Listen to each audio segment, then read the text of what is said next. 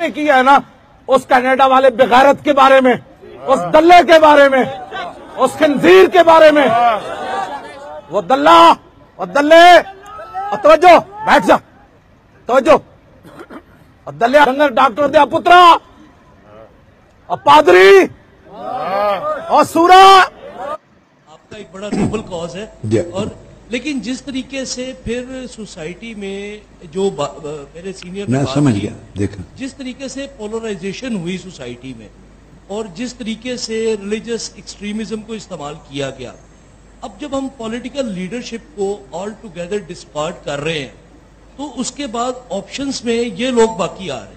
میں بتا اس کو جوڑ لیتا ہوں دونوں باتوں کو کہ کبھی نہ بھولیں ہماری سوسائٹی میں ایک پرسنٹیج ہے ریلیجس مائنڈڈ الیٹریٹ لوگوں کی، ایک پرسنٹیج ہے۔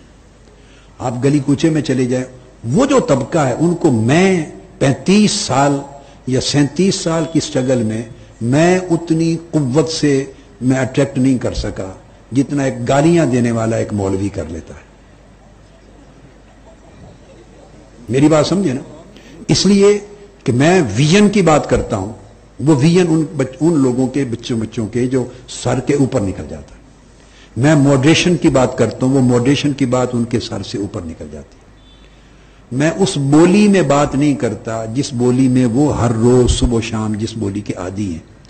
وہ جب دیکھتے ہیں نا کہ ہم ایک ہی فریکوینسی ہے، الفاظ زبان جو عام روز مرہ آپ اٹھتے بیٹھتے ہیں جس زبان سے ایک دوسرے کو، وہ دیکھتے ہیں بھی یہ بھی ایک ہی زبان سے، وہ سمجھتے ہیں اپنے جیسے ہی ہے، ادھر وہ اٹریکٹ ہوتا ہے۔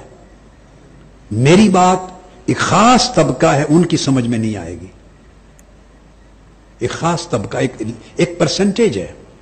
میں نے اس پوری سوسائٹی میں اٹریکٹ کیا۔ یہ بیٹے اب یہ جو سوال ہیں یہ ایک بڑا اچھا سوال ہے، مگر آپ سب لوگوں کے لیے ایک گفتگو بھی ہو رہی۔ آپ انالیسس کر لیں 80s سے لے کر، میں نے 2 قسموں کی چیزوں کو اٹریکٹ کیا تھا۔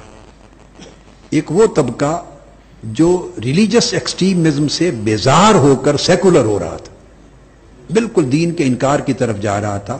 ریلیجس ایکسٹریمسٹ طبقات جو نمائندہ طبقات ہوتے ہیں نا، میں ٹرمز نہیں یوز کرنا چاہتا، جن کو مذہب کا نمائندہ تصور کیا جاتا، ان کے حال احوال سے بیزار ہو کے ادھر جا رہا تھا۔ ان کو تھاما میں نے کہ وہ ان کے ذاتی احوال سے ضرور بیزار ہو مگر دین سے بیزار نہ ہو جائے۔ میں نے اس ملک کے ملینز کروڑوں ان لوگوں کو سنبھالا، اور پھر جو لوگ جو سیکولرزم ہے یا میٹیریلزم ہے یا جو ورلڈ وائڈ گلوبل جو ویلیج بن گیا ہے، تو اس کا جو کلچرل امپیکٹ ہیں پورے، اس سے جو افکار، نظریات، کردار، اخلاق تیزی سے متاثر ہو رہے تھے، میں نے ان کو دین کے ویژن کے اوپر رکھنے پر ایفرٹ کی، اور پلس اس طرح کی چیزیں ہیں۔ پھر ان کو جیسے آپ ذکر سے ان کو پرامن رکھنے پر کیا۔ اب یہ ساری ایفرٹ کے باوجود عقیدہ دیا، عشق رسول دیا، سب چیزیں، یہ کامن مین کی ضرورت بھی تھی، لیکن اوپر سوچ والوں تک کی بھی ضرورت تھی جو بڑے اعلیٰ فکر والے بھی ہیں، مگر ان ساری باتوں کے باوجود ایک طبقہ ہے جن کا آئی کیو لیول، جن کا لٹریسی لیول، جن کا دین کا، دنیا کا سوجھ بوجھ، اخلاقی سطح، زبان، وہ اس سطح سے اوپر نہیں جاتی۔ وہ ایک ایسا طبقہ ہے کہ جو میرے ایفیکٹ میں نہیں آ سکا، وہ میرا آڈینس نہیں۔ سنتے ہیں، شوق سے سنتے ہیں، مگر چونکہ انہیں انتہا پسندی کی بات جتنی اپیل کرتی ہے اتنی ریزنیبل ماڈریٹ بات اپیل نہیں کرتی۔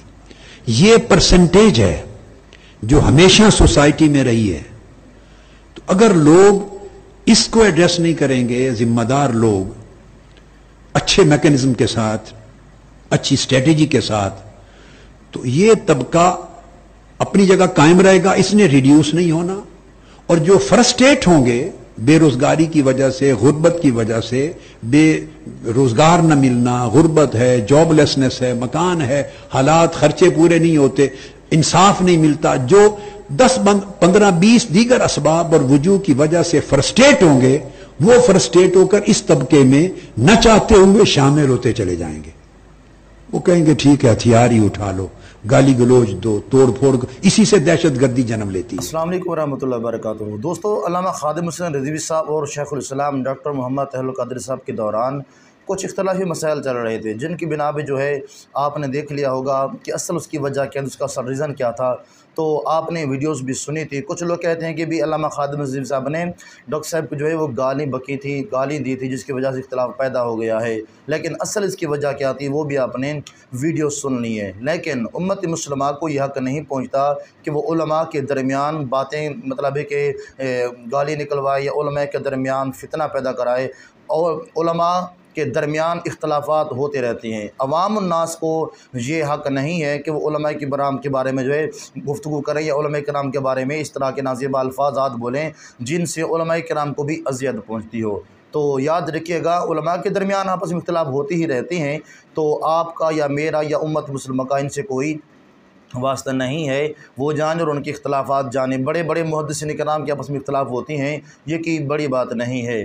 तो आज की ये वीडियो बहुत ही ख़ास थी उलमा के हवाले से कि अल्लामा खादिम रिजवी साहब और डॉक्टर तहल्लुल कादरी साहब के दरमियान जो गुफ्तगू हुई थी, किस वजह से हुई थी, क्यों हुई थी, इख्तलाफ की असल वजह थी, आपने सुन लिया है। मज़ीद इस तरह के अच्छी वीडियोज़ के लिए, बाखबर रहने के लिए हमसे जनाबे वाला हमारे वीडियोज़ को देखते रहिएगा। चैनल को सब्सक्राइब कर लें, वीडियो को लाइक कर दें और अपनी राय का इज़हार लाजमी कर दें कमेंट्स में जाकर। मिलते हैं अगली वीडियो में। अल्लाह हाफ़िज़।